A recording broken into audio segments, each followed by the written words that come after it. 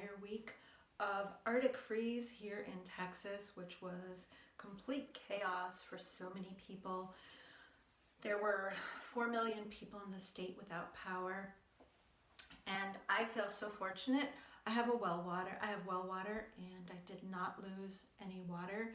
A lot of people did, and there are boil bans right now in Houston, the DFW area, Austin, and much of San Antonio. So I'm really lucky. And today I want to talk a little bit about vegetarianism. And I want to talk about why I chose to become a vegetarian. But I also want to mention how global warming is affected by eating meat.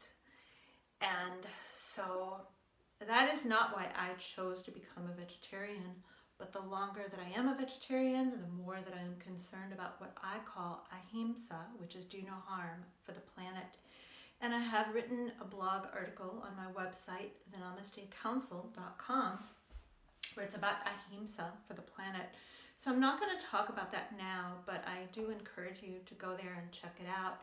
But I want to just talk about me personally and why I chose to become a vegetarian.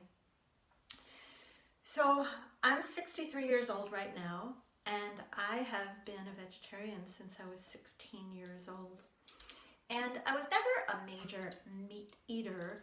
It always kind of creeped me out a little bit. And I remember one day my mom asked me to help her prepare chicken breasts. And these are the kinds of chicken breasts that come from the grocery store that are already cleaned and prepared. But she told me to cut off the very slight excess fat that was on there. And I guess it was the first time that I had seen it like that. I must have been, I don't know if I was 15 or 16, but it grossed me out. And I remember saying to my mom, I really don't feel like eating meat again. And then I must have been 16 because around that time was when I went to Mexico, and I was in Mexico for a couple of months.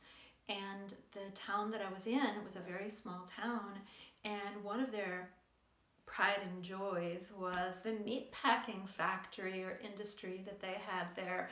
So they took us on a tour of the meat packing factory, and they were all proud about it because it was a small town, and here's something that they were doing it was their major industry. And I was with a group of about a dozen Americans there. We were all in our teens, and I will never remember there was a big football type player guy from Chicago, that's where I'm from, and he nearly fainted there.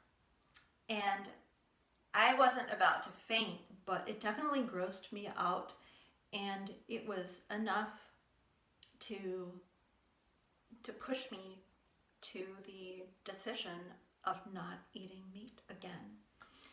So I was staying with a family in Mexico in this small town, and there was really no way that I could not eat meat in their house, but I kind of made the pact that as soon as I left their house, I was not going to eat meat again. And so I didn't. And I remember once we were in a bus going probably from this town to Mexico City, which was probably, I don't know, maybe a 10-hour bus ride. And I remember I ate sandwiches of bread and lettuce because I was not going to eat the meat. And so anyway, I was 16 years old, and I pretty much made that decision just because I was, for the most part, grossed out. And what I see, that was obviously a very long time ago, and what I see and what bothers me is that I think that there is so much mindlessness with eating. And I think everyone needs to be more mindful of what they ingest. And I never tell my clients that they should go vegan or vegetarian. I'm vegan now. But I do tell all of my clients that they need to be more mindful about what they're eating. And I'm very familiar with the rules of kashrut or kosher law. And to me, they are much more humane ways of eating meat. And the same thing with, I'm trying to think of what it's called, but the Muslims also have what they consider a more humane way of killing the animals. But bottom line, I truly do believe that humans, a long time ago, were much more humane in the way that they killed animals.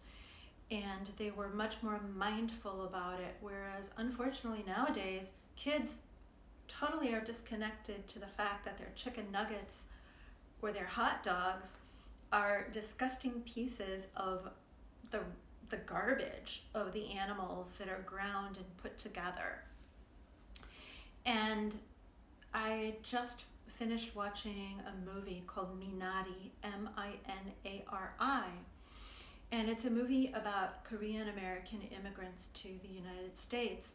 And both the parents work in a chicken factory in, I think it's Oklahoma. And what they do, their entire, I don't know if it's 8-10 hours a day, however many days a week, is they look at the chicks, they grab the chicks, they look at them to check and see if they are male or female. They put the males in one box and the baby female chicks in another box. And the father tells his children that all of the male chicks are then, I think he says they are disposed of. And the child asks him, Daddy, what does it mean that they are disposed of? And he tried to offer another euphemism, but he basically let the child know that the male chicks have no use in society, and so they are gotten rid of. And how many kids know that? And so every time somebody eats a chicken nugget, for example, they are contributing to the killing of millions and millions of baby chicks. And I just think it's outrageous.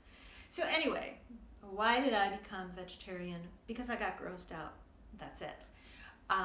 But as I've gone through the years, I now am vegan, and I have so many reasons now for being vegetarian and vegan.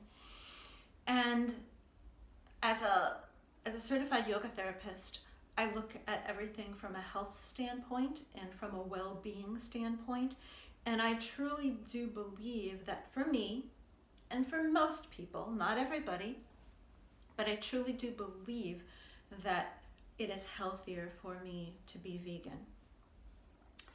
So anyway, I'm going to stop there, and I would love your comments below. I would love, if you have thought of, or if you are plant-based, I would love to know what your reasons are. For every person, there is a different reason. There are literally, a million reasons for why people choose to be plant-based. But I also think it's important to recognize that many people live their entire lives not eating meat. And our Western society teaches us that we are supposed to eat meat and we are supposed to consume dairy. And so that is all just a societal construct. And so I ask you to question that. And one of the chapters in my book does address that. So anyway, I would love to hear your comments. And if you're not already following me on Instagram, please do. Same thing with my Facebook pages, The Namaste Council and The Right Council. And my Instagram is my name, the same as YouTube. And again, I would love to hear your comments. And if anybody has questions, feel free to direct message me. Thank you so much. Namaste from my heart to yours, from the Namaste Getaway in Wimberley.